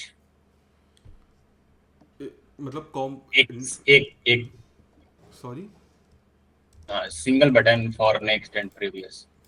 चलो गुड। बटन कंपोनेंट, ठीक है, फॉर देन लेटर नहीं कंपोनेंट। हो गया, तुम अब मत बताओ, अब कोई और बताओ। अब और क्या कंपोनेंट बनेगा यहाँ पे? स्कोर बोर्ड कंपोनेंट बनेगा। स्कोर बोर्ड क्या पूरा बनेगा ये? तो टेक्स्ट कंपोनेंट मतलब उसको एज अ 2 पार्ट में डिवाइड कर सकते हैं, एक स्कोर बोर्ड का जो नंबर है और वो एक टेक्स्ट। अब इस टेक्स्ट कंपोनेंट से मैं क्या क्या बना सकता हूँ? 1 बना सकता हूँ और ये टेक्स्ट बना सकता हूँ, राइट। बटन कंपोनेंट से ये बन सकता है, ये बन सकता है, और ये बन सकता है। अब क्या बचा मेरे पास? एक डिव बना लेंगे हाँ, जिसमें स्कोर, एक डिव बना लेंगे जिसमें सर स्कोर को डिस्प्ले करेंगे। यस, दिस इज लाइक से, इसको क्या नाम दें? इसको हम नाम देते हैं टैग कंपोनेंट। ठीक है, क्योंकि जनरली टैग्स ऐसे बनते हैं, टैग कंपोनेंट। अब क्या बचा? अब मेरा ये बचा। ठीक है, तो अगेन ये जो लिखा हुआ है ये किससे बन जाएगा? टेक्स्ट कंपोनेंट से, और इसके लिए मुझे एक कंपोनेंट बनाना पड़ेगा। सर ये इनपुट एलिमेंट है क्या ये? हाँ, इनपुट एलिमेंट। Okay. ठीक है, तो भाई ये रहा पूरा कंपोनेंट ब्रेकडाउन, और इन सारे कंपोनेंट्स को एक मेरा पेरेंट कंपोनेंट होल्ड करेगा। ठीक है, मैंने कंपोनेंट डिसाइड कर लिए हैं। अब रिस्पॉन्सिबिलिटी, ठीक है, इस नेक्स्ट और प्रीवियस बटन की क्या रिस्पॉन्सिबिलिटी होगी?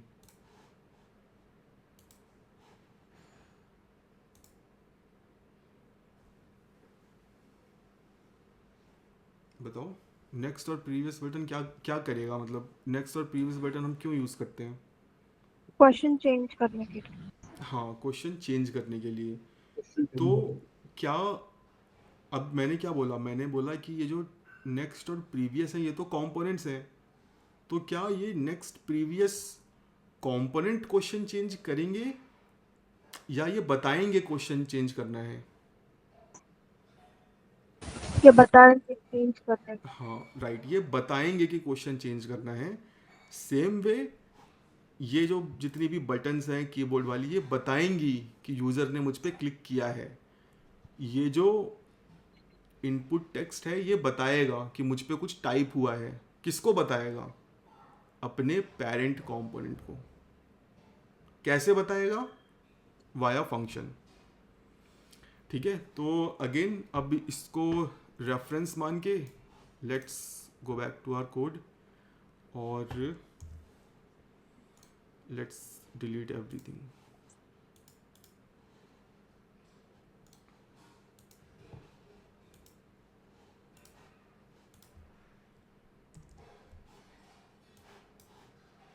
ठीक है, और मुझे क्या बनाना है? Let's delete this component folder also.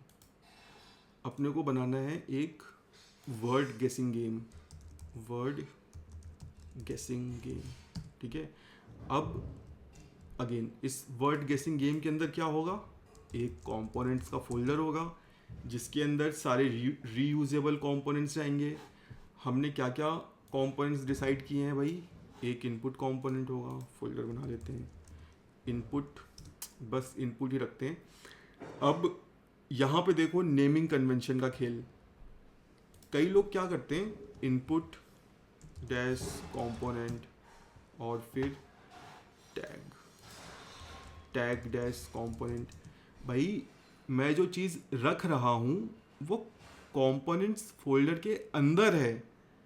अगर कोई चीज़ किसी जार या किसी लाइक से डब्बे में है और उस डब्बे में लिखा है चीनी, तो क्या तुम हर चीनी के दाने में चीनी लिखोगे जाके?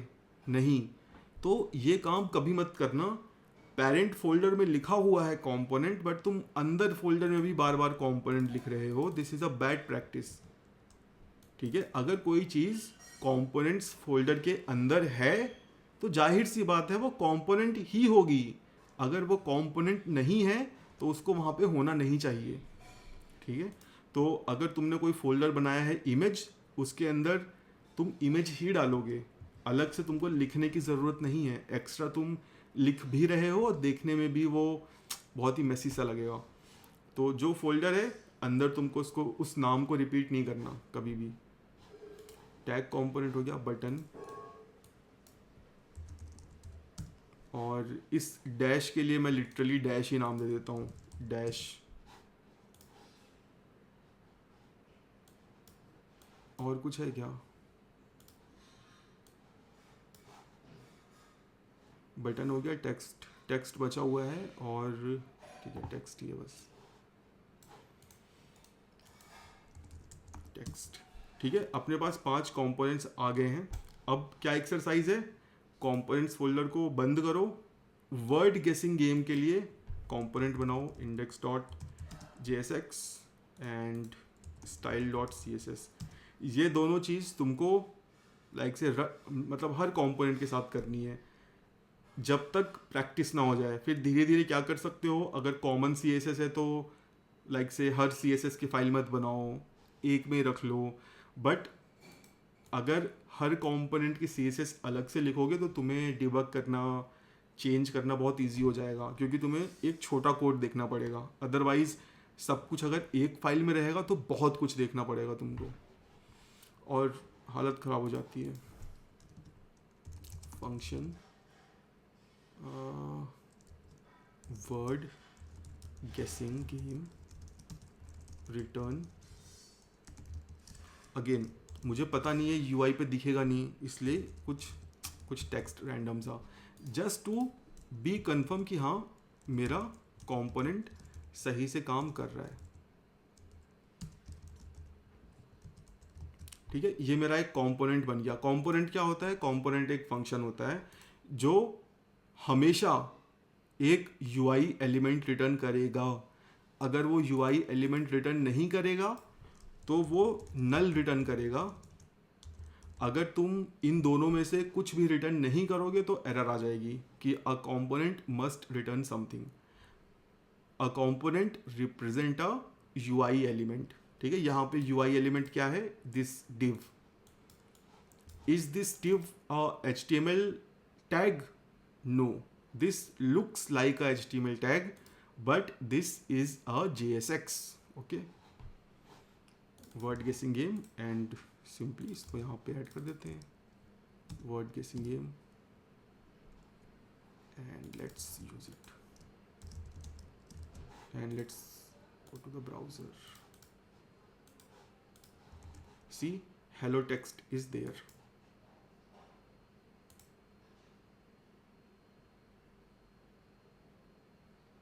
अरे यार what the fuck.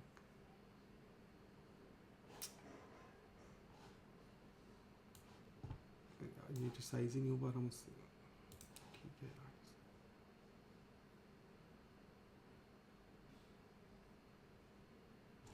I don't know यार क्या हुआ.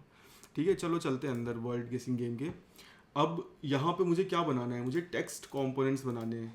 ओके, कितने टेक्स्ट कंपोनेंट्स हैं? एक, ये a fruit which keeps doctor away, 1 और ई. 3 डिफरेंट टाइप्स हैं. ठीक है, तो मुझे 3 डिफरेंट टाइप का सपोर्ट देना है. अब इन टाइप को मैं कुछ नाम दे सकता हूँ. क्या नाम दे सकते हैं? लाइक से बताओ क्या नाम दे दे, हर टाइप के नाम बताओ मुझे.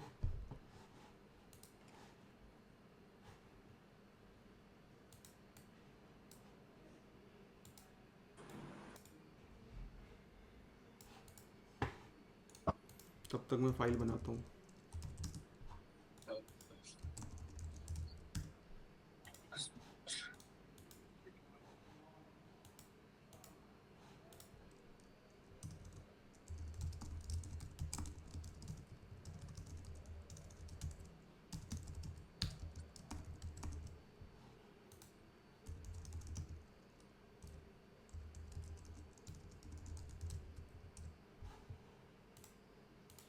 ठीक है, बताओ क्या नाम रखा जाए. सर टाइप स्ट्रॉन्ग कर सकते हैं क्या? Strong type. यस, बिल्कुल कर सकते हैं. प्रॉप्स, ये मुझे देगा कॉन्स्ट. और सर लाइक आपने जो नेमिंग ये index.jsx किया है, अगर मैं इसको home.jsx करूँ लाइक तो वो चलेगा? नो, बिल्कुल नहीं चलेगा. कोई बता सकता है मैंने इंडेक्स नाम क्यों रखा है यहाँ पे? Sir, it's a convention when you call the file, so index is automatically imported in that one. Yes, perfect. Index मैंने इसलिए रखा है सो दैट जब मैं इस कंपोनेंट को इंपोर्ट करूं तो मुझे स्पेसिफिकली नाम ना मेंशन करना पड़े. मैंने यहाँ पे देखो वर्ड गेसिंग गेम को इंपोर्ट किया है. क्या मुझे इंडेक्स लिखना पड़ रहा है यहाँ पे? नहीं. अगर मेरे फोल्डर के अंदर इंडेक्स नाम की फाइल है तो वो ऑटो इंपोर्ट हो जाती है. ठीक है, ये मैंने दूसरे या तीसरे दिन ही बता दिया था.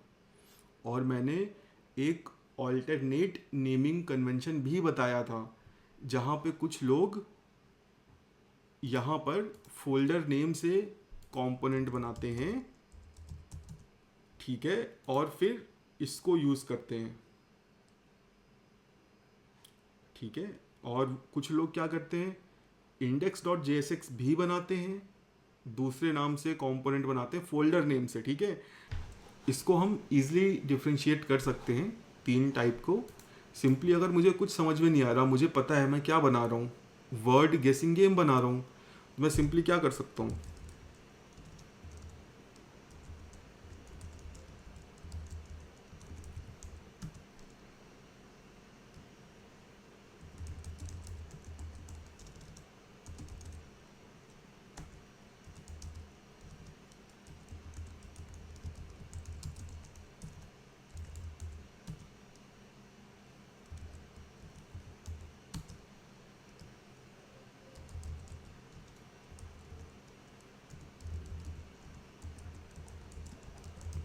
क्या इससे मेरा काम हो जाएगा?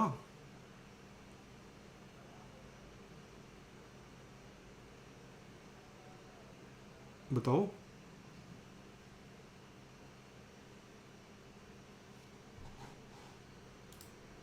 Yes, बरोबर. ठीक है, बरोबर. अब यहाँ पे मैंने एक गलती की है. क्या गलती की है? टाइप लिखा हुआ है. परफेक्ट. ये अपने को दोबारा नहीं लिखना। क्यों नहीं लिखना? क्योंकि मैंने ऊपर बता ही रखा है टाइप है, ठीक है। और अगर ज़्यादा ही एक्सप्लिसिट होना है तो टेक्स्ट स्टाइल टाइप, ठीक है। और अगेन ये क्या है, एक टेक्स्ट कंपोनेंट, ये तो जाहिर सी बात है कि ये टेक्स्ट स्टाइल का ही टाइप होगा, तो स्टाइल टाइप, दैट्स इट, ठीक है। अब इस स्टाइल टाइप को यूज़ करके मुझे डिफरेंट स्टाइल्स दिखानी है। पहले तो हम क्या करेंगे, सिंपली इस टेक्स्ट कंपोनेंट को यूज़ करेंगे, देखेंगे कि ये चल रहा है या नहीं। तो अगेन कैसे चेक कर सकते हैं, वर्ड गेसिंग गेम कंपोनेंट में जाएंगे और इस कंपोनेंट को एक्सपोर्ट इंपोर्ट करेंगे टेक्स्ट, और simply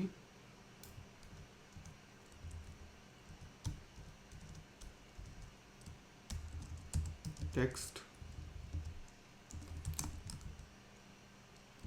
Apple my question and score, and let's go to the browser.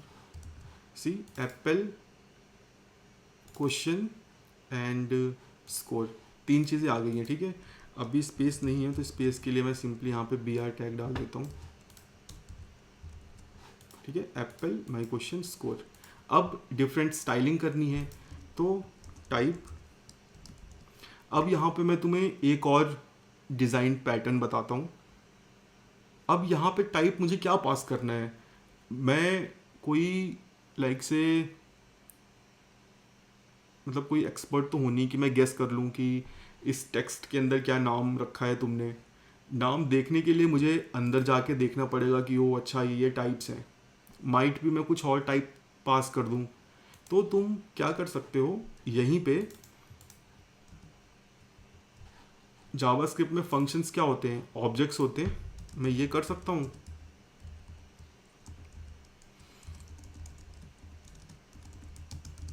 This I can do right. अब इस चीज़ को करने का क्या फ़ायदा है, अगर मैं यहाँ पे जाऊँ तो मुझे अब सोचना नहीं है कि इस टाइप की क्या पॉसिबल वैल्यू है। Simply text dot style type dot answer int, ठीक है। मुझे अब बार बार कंपोनेंट को खोलने की ज़रूरत नहीं है, मैं सिंपली यहीं से देख सकता हूँ डॉट स्कोर, इसको क्वेश्चन,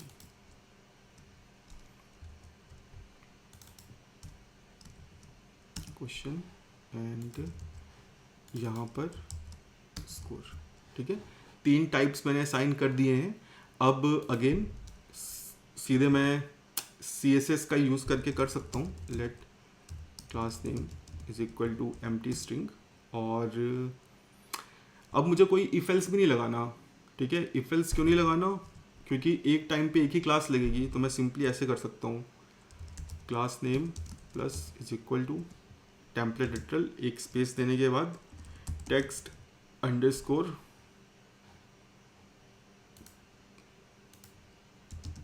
टाइप, डिफ़ॉल्ट टाइप रख लेते हैं हम स्टाइल टाइप डॉट स्कोर, और यहाँ पे मैं टाइप पास कर देता हूँ एंड यहाँ पे क्लास नेम, ठीक है। मेरी क्लास अटैच हो गई है। अभी अगर मैं यहाँ पे इसको इंस्पेक्ट करूँगा तो तुम देखोगे class text answer, text question, text score मेरे इन स्पैन्स में लग गई हैं। अब मेरा काम बहुत आसान है, मुझे सिंपली क्या करना है, अब स्टाइल्स में जाना है और मुझे पता है क्या क्या स्टाइल्स हैं, text underscore answer, font size 20 pixel, colour red. अभी बस मैं तीनों के फॉन्ट साइज डिफरेंट रख लेता हूँ। इसको मैं कर देता हूँ 30 पिक्सल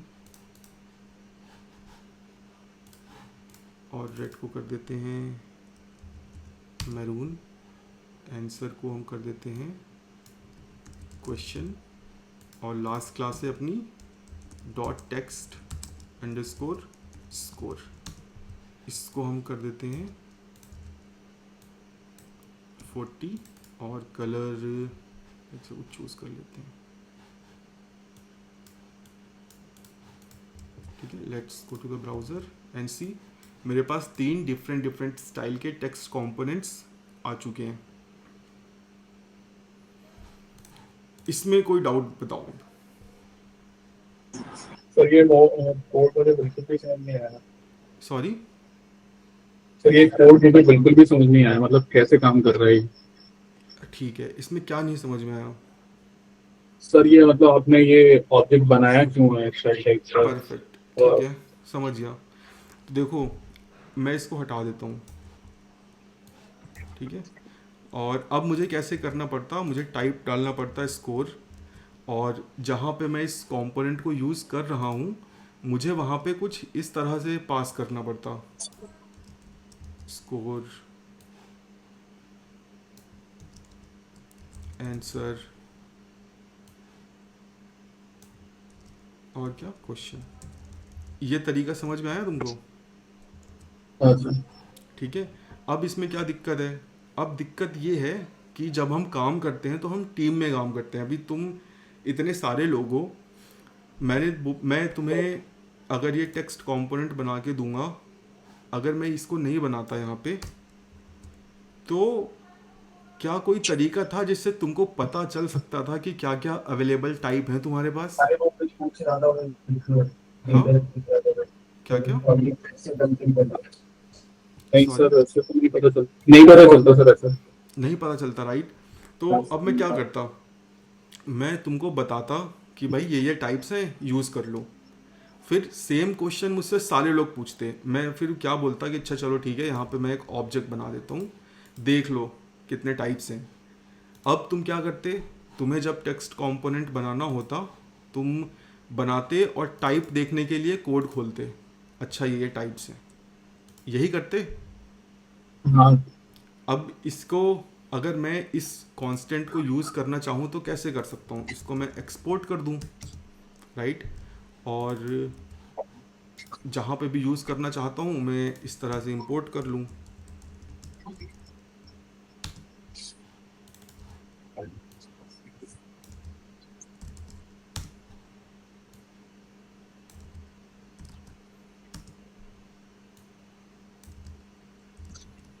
यह है समझ में? हाँ सर। ठीक है, अब इसको हम एक लेवल और आगे ले जा सकते हैं। यहाँ पे मुझे अब अगर देखो, तुम सब लोगों को अगर ये टेक्स्ट कंपोनेंट यूज़ करना पड़ता तो तुमको 2 चीज़ें इंपोर्ट करनी पड़ती, टेक्स्ट कंपोनेंट और कांस्टेंट। मैं चाहता हूँ कि तुमको ये भी इंपोर्ट ना करना पड़े और तुमको स्टाइल टाइप मिल जाए। अब ऐसा कैसे हो सकता है? जावास्क्रिप्ट में जो फंक्शंस हैं, functions are objects. Function show dot X Y Z is equal to कुछ भी दे दो, और ये क्या बोल रहा है ये? अच्छा ठीक है, और अगर मैं यहाँ पे करूँ show dot X Y Z तो क्या आएगा? कुछ भी दे दो। Functions are objects. Why functions are objects? Because JavaScript में फंक्शंस इंटरनली कुछ इस तरह से बनते हैं, const fn is equal to new function. Sir हम क्या ये बोल सकते हैं कि मतलब हम इसको फंक्शन के प्रोटोटाइप में अटैच कर रहे नो हैं? नो, ये नहीं बोल सकते हो। यहाँ पे प्रोटोटाइप तक तुमको जाना ही नहीं है। क्या मैंने मुंह से प्रोटोटाइप बोला क्या? नहीं। मैंने क्या बोला? मतलब फंक्शंस ऑब्जेक्ट होते हैं हमारे जावास्क्रिप्ट में। ठीक है, क्यों होते हैं ऑब्जेक्ट? क्योंकि सर वो न्यू कीवर्ड की हेल्प से मतलब वो होके बने हुए। ठीक है, ये मैं तुमको दिखा भी देता हूँ। Const fn is equal to new function. इस फंक्शन कंस्ट्रक्टर के अंदर तुमको 3 चीज़ें पास करनी होती हैं। सबसे पहले स्ट्रिंग में फंक्शन की body, return a plus B, this is function body. ठीक है, उसके बाद फंक्शन के पैरामीटर कॉमा सेपरेटेड। ठीक है, अभी अगर क्या बोल रहा है, अच्छा सिंटैक्स देख लेता हूँ यार। सो पैरामीटर साइड से पहले आता है। कोई बात नहीं, देख लेते हैं यार, काफ़ी टाइम से मैंने किया नहीं है ये। हाँ यस, स्टार्टिंग में तुम कॉमा सेपरेटेड पैरामीटर्स देते हो और लास्ट में फंक्शन की body, this is same as doing this function fn a comma b return a plus b, both are same, you do this, javascript internally do this, ठीक है। That's why JavaScript में functions are object. अभी मैं easily ये कर सकता हूँ, console.log fn और यहाँ पे 9,9 C18, ठीक है। तो जावास्क्रिप्ट में जो फंक्शंस हैं दोज आर ऑब्जेक्ट्स, ठीक है। जिस तरह से तुम एक ऑब्जेक्ट में कोई की असाइन कर सकते हो, ठीक है, उसी तरह मैं बस यहाँ पे इस टेक्स्ट नाम के फंक्शन में एक की असाइन कर रहा हूँ, that's it. Functions are objects, तो ठीक है भाई, ऑब्जेक्ट है तो ले की style dot type is equal to style type. अब जब मैंने फंक्शन में ये की ऐड कर दी है तो भाई मुझको तो यहाँ मिल जाए। ये क्या बोल रहा है, इसको हटाओ यहाँ से और यहाँ चलते हैं। अभी मुझे इसकी ज़रूरत नहीं है, क्यों? क्योंकि अब मैं टेक्स्ट के अंदर से इसको निकाल सकता हूँ। यहाँ पे मैं console.log टेक्स्ट, सी क्या है टेक्स्ट के अंदर, टेक्स्ट इज़ अ फंक्शन, ऐसे नहीं आएगा, console.dir, see what is style type,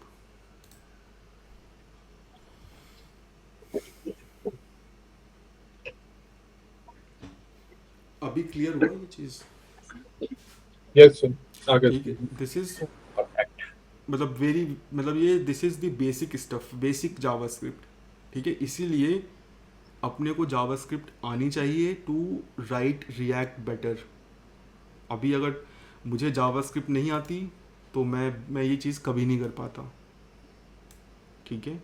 या मुझे समझ में नहीं आता ये हो क्या रहा है, बट मुझे जावास्क्रिप्ट आती है इसलिए मैं ये समझ पा रहा हूँ। तो अभी मैंने तुमको पूरा से ग्राउंड अप से बता दिया कि क्यों मैं ऐसा कर पा रहा हूँ। ये क्लियर है? Yes sir. ठीक है, और बताओ।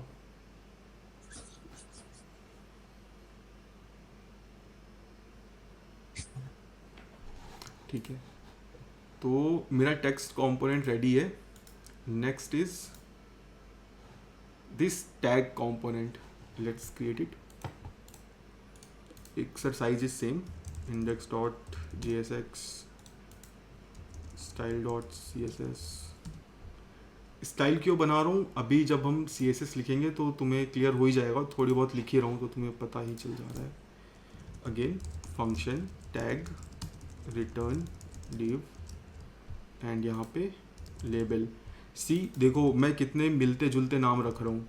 टेक्स्ट में मैंने टेक्स्ट रखा, टैग में मैं टेक्स्ट नहीं रख रहा हूँ, टेक्स्ट में मैं लेबल नाम रख रहा हूँ, ठीक है। तो तुमको इस तरह से सोचना है, चीज़ों से रिलेट करके। क्लास नेम टैग, और इसको एक्सपोर्ट कर देते हैं, एक्सपोर्ट डिफॉल्ट टैग, एंड थोड़ी सी स्टाइलिंग कर देते हैं। चलो टैग बैकग्राउंड कलर कुछ भी कर देते हैं, border radius 6 pixel, border 2 pixel, solid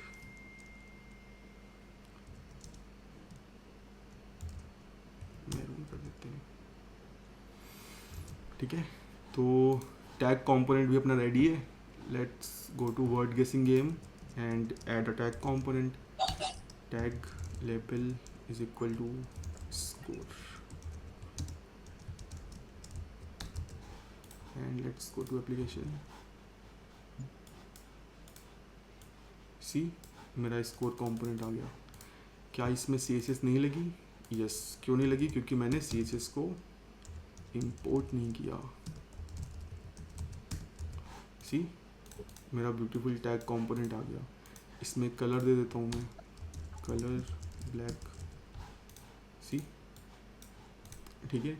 next is what, next is buttons. How many types of buttons we have? 2. Next, previous and these keyboard buttons. Okay, so now let's create our button component. Style.css, index.css, sorry, index.jsx,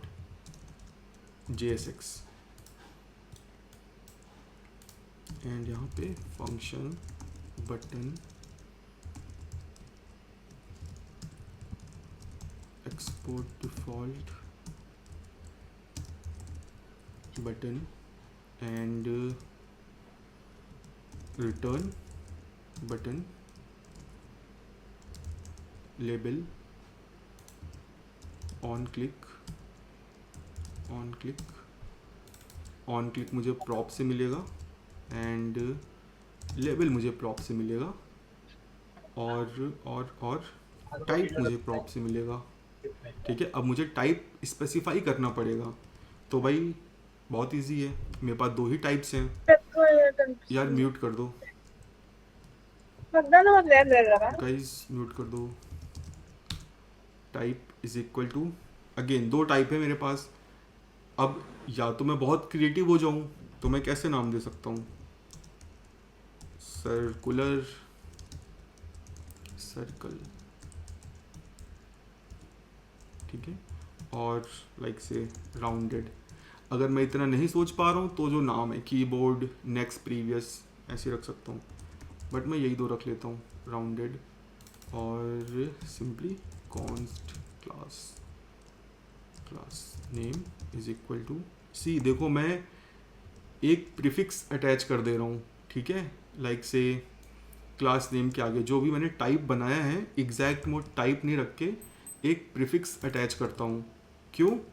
ताकि मुझे help मिले, और help किस में, मेरी ये styles कहीं override ना हो। अगर कहीं सर्कल क्लास हो तो ओवरराइड ना हो, मैंने बटन अंडरस्कोर ऐड कर दिया है इसीलिए।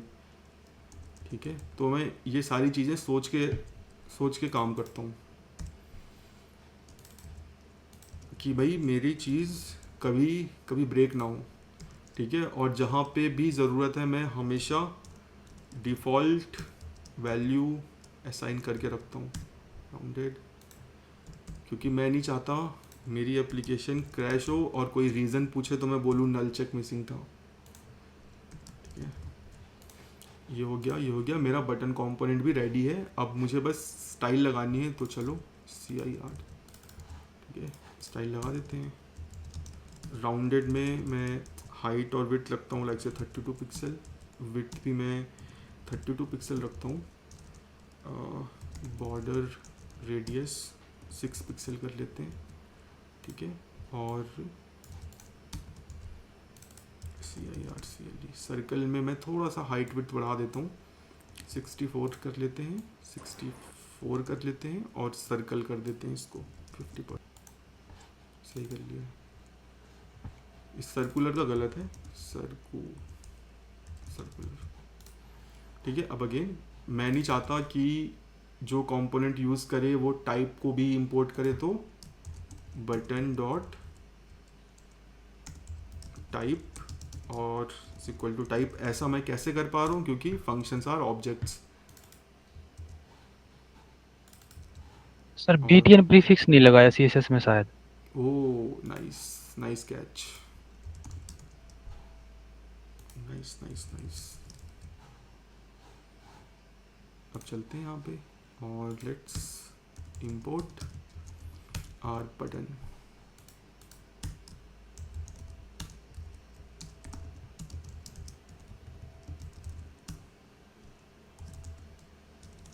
के नाम दे देते हैं ऑन क्लिक। अभी मैं गंदा कोड लिख सकता हूँ, क्योंकि मैं एक कंपोनेंट की डायरेक्टरी बना रहा हूँ, console.log के टेस्ट, और इसको मैं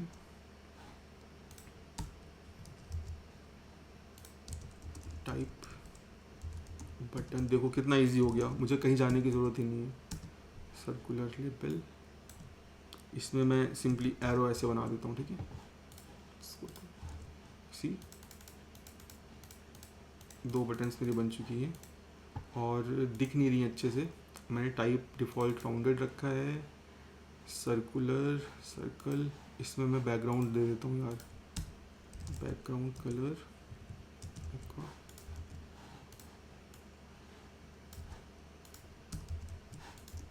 बैकग्राउंड कलर नहीं लग रहा, मैंने कुछ मिस कर दिया है। PTN राउंडेड है तो यार, अच्छा स्टाइल इंपोर्ट नहीं की क्या? हाँ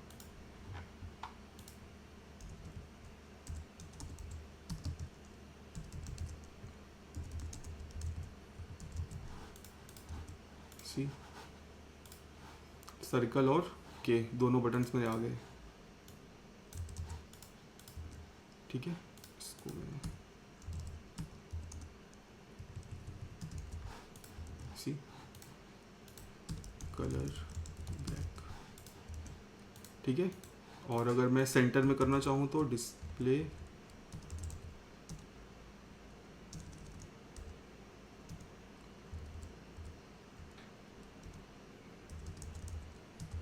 flex, align item center, justify content center, मेरा के बीच में चला गया, ठीक है। ये तो ऑलरेडी बीच में है, तो मेरा बटन कंपोनेंट भी रेडी है।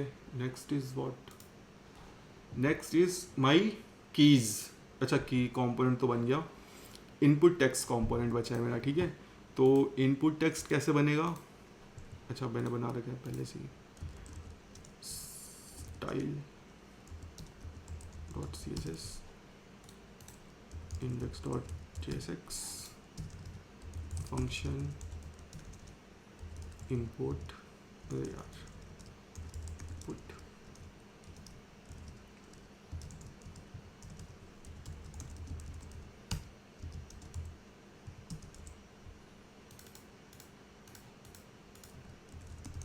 return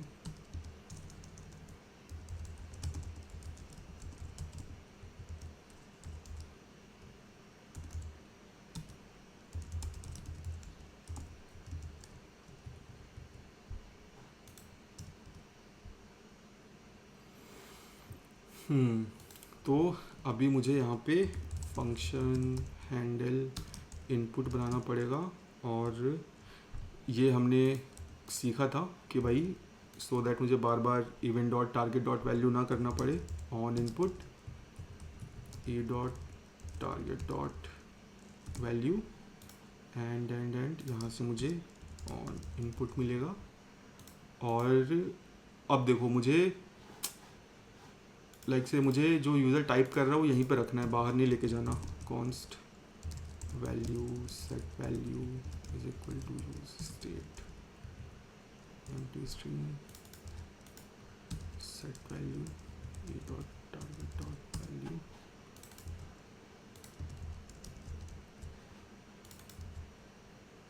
इसको फंक्शन बना देते हैं by default.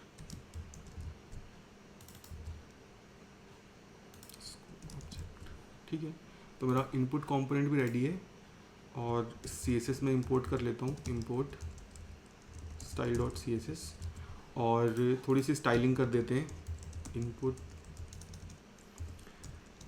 Type is equal to text, और यहाँ पे मैं क्या करता हूँ, मुझे पता है भाई मुझे बॉर्डर नहीं चाहिए, ठीक है, मुझे बैकग्राउंड भी नहीं चाहिए, और बैकग्राउंड कलर ट्रांसपेरेंट, बट मुझे बॉर्डर बॉटम चाहिए 4 पिक्सल सॉलिड रेड, और विड्थ कितनी चाहिए मुझे 60 पिक्सल, और लाइक से लेट्स सी कैसा दिखता है। यहाँ पे मैं इनपुट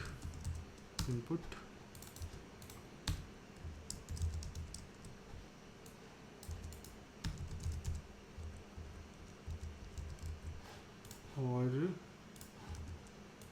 ठीक है,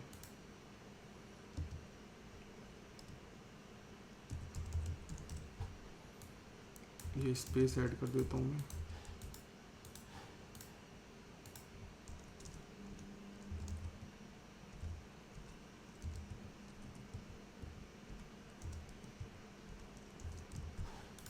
सी जो मैं बनाना चाहता था बन गया। अभी यहाँ पे ये आउटलाइन आ रही है तो let's remove this outline also, outline 0। अभी कोई आउटलाइन नहीं आ रही है, सी ठीक है। मेरे कंपोनेंट्स बन चुके हैं और फॉन्ट साइज 40 पिक्सल, सी ठीक है। यही इतने ही कंपोनेंट बनाने थे राइट मुझे। सर स्कोर के नीचे जो 1 है वो कहाँ बना है? वो ये है, देखो ये। अच्छा ठीक। देख लो अच्छे से।